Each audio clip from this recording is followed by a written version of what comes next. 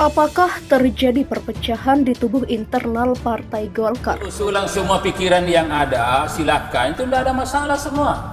Siapapun yang diusulkan untuk nanti ke depan itu nggak ada masalah, tetapi ujung-ujungnya kembali kepada peserta Rapimnas yang memiliki suara menentukan keputusan itu. Saya yakin Golkar akan dengan cermat, akan dengan teliti, akan dengan hati-hati, tidak sembrono dalam mendeklarasikan calon presiden dan wakil presiden 2024.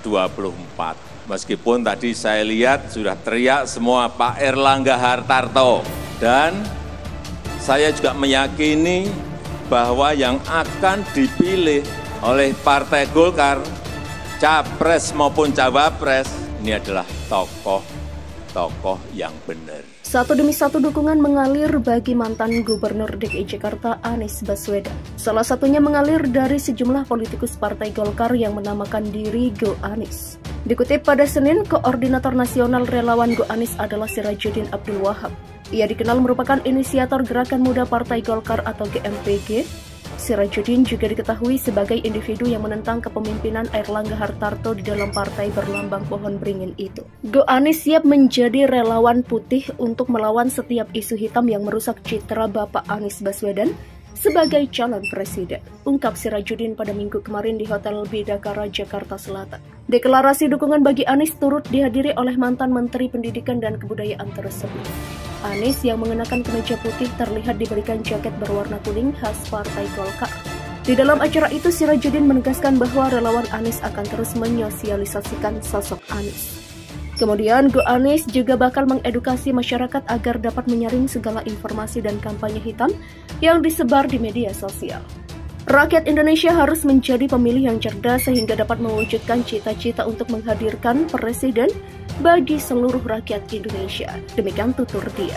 Ia juga menyebut capaian dan karya Anies selama memimpin Jakarta 5 tahun terakhir menjadi bukti nyata ia sukses jadi pemimpin. Jakarta berhasil menjadi kota global, kota kolaborasi dengan semangat Jakarta maju kotanya, bahagia warganya. Demikian ujarnya. Selain Sirajuddin, acara deklarasi dukungan bagi Anies turut dihadiri oleh politikus Partai Golkar yang lain. Siapa saja mereka? Apa ini tanda telah terjadi perpecahan di internal Golkar? Dua kader Golkar lainnya yang terlihat hadir untuk memberikan dukungan bagi Anies Baswedan adalah Andi Sinulinga dan Sofyan Mile. Andi diketahui merupakan kader senior dari Partai Golkar, namun ia dicopot dari struktur kepengurusan partai ketika berkonflik dengan Abu Rizal Bakri. Sementara Sofyan pernah duduk sebagai Bupati Banggai pada periode 2011 sampai 2016. Sofyan juga pernah duduk sebagai anggota DPR dari fraksi Partai Golkar pada periode 1997 hingga 2009. Sementara ketika dimintai tanggapannya, politikus senior Meutia Hafid membantah ada atribusi Partai Golkar dalam aksi deklarasi relawan Anies. Meskipun warna kuning mendominasi kegiatan dukungan relawan Anies pada Minggu kemarin, perempuan yang juga menjabat sebagai Ketua Komisi 1 itu menegaskan bahwa warna kuning yang memiliki legitimasi politik milik Partai Golkar.